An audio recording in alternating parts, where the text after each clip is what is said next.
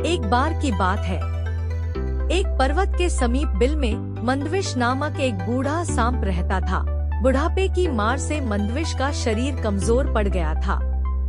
उसके विषदंत हिलने लगे थे और फुफकारते हुए दम फूल जाता था। जो चूहे उसके साए से भी दूर भागते थे, वे अब उसके शरीर को फांदकर उसे चिढ़ाते हुए निकल जाते। मंदविश इसी उधेड़बुन में लगा रहता कि किस प्रकार आराम से भोजन का स्थायी प्रबंध किया जाए।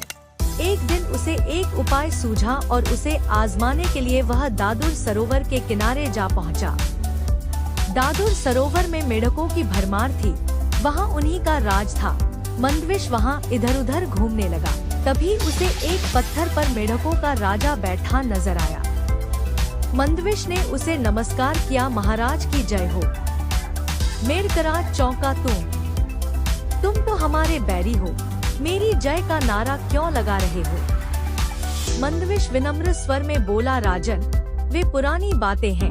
अब तो मैं आप मेढकों की सेवा करके पापों को धोना चाहता हूँ, श्राप से मुक्ति चाहता हूँ।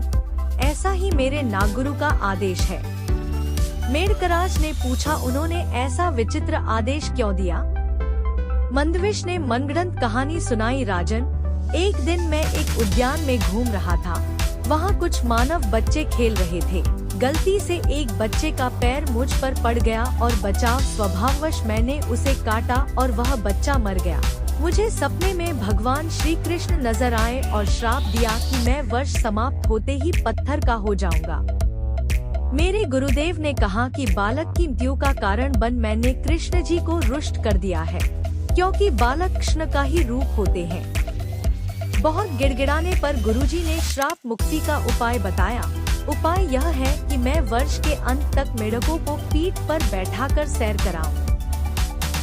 मंदविश की बात सुनकर मेढकराज चकित रह गया।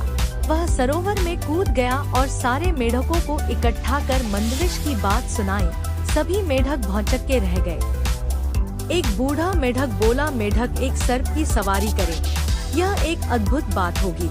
हम लोग संसार में सबसे श्रेष्ठ मेढक माने जाएंगे। एक सांप की पीठ पर बैठकर सैर करने के लालच ने सभी मेढकों की अक्ल पर पर्दा डाल दिया था। सभी ने हाँ कर दी।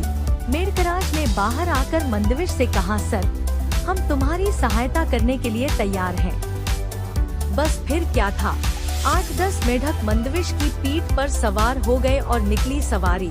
सबसे आगे राजा बैठा था। मंदविश ने इधर उधर सैर कराकर उन्हें सरोवर तट पर उतार दिया। मेढक मंदविश के कहने पर उसके सिर पर से होते हुए आगे उतरे। मंदविश सबसे पीछे वाले मेढक को गप्प से खा गया। अब तो रोज यही क्रम चलने लगा। रोज मंदविश की पीठ पर मेढकों की सवारी निकलती और सबसे पीछे उतरने वाले को वह खा जाता। एक दिन एक दूसरे सर्प ने मंदविश को मेढकों को ढोते देख लिया। बाद में उसने मंदविश को बहुत धिक्कारा। अरे, क्यों सर्प जाति की नाक कटवा रहा है? मंदविश ने उत्तर दिया, समय पड़ने पर नीति से काम लेना पड़ता है। अच्छे बुरे का मेरे सामने सवाल नहीं है। कहते हैं कि मुसीबत के समय गधे को भी बाप बनाना पड़े तो बनाओ। मंदविश के दिन मजे से कटने लगे। वह पीछे वाले मेढक को इस सफाई से खा जाता कि किसी को पता भी न लगता। एक दिन मेढकराज बोला, मुझे ऐसा लग रहा है कि सरोवर में मेढक पहले से कम हो गए हैं। पता नहीं क्या बात है। मंदविश ने कहा, है राजन, सर्प की सवारी करने वाले महान मेढक राजा के रूप में आपकी ख्याति दूर दूर तक पहुंच रही है। यहाँ के बहुत से मेढक आपका यश फैलाने दूसरे सरोवरों, तालाबों व झीलों में जा रहे हैं। मेढकराज की गर्व से छाती फूल गई। अब उसे सरोवर में मेढकों के कम होने का भी गम नहीं था। जितने मेढक कम होते जाते, वह यह सोचकर उतना ही प्रसन्न होता कि सारे संसार में उसका झंडा गड़ रहा है। आखिर वह दिन भी आया जब सारे मेढक समाप्त हो गए। केवल मेढकराज अकेला रह गया। उसने स्वयं को अकेले मंदविश की पीठ पर बैठा पाया तो उसने मंदविश से पूछा, लगता है सरोवर में मैं अकेला रह गया हूँ।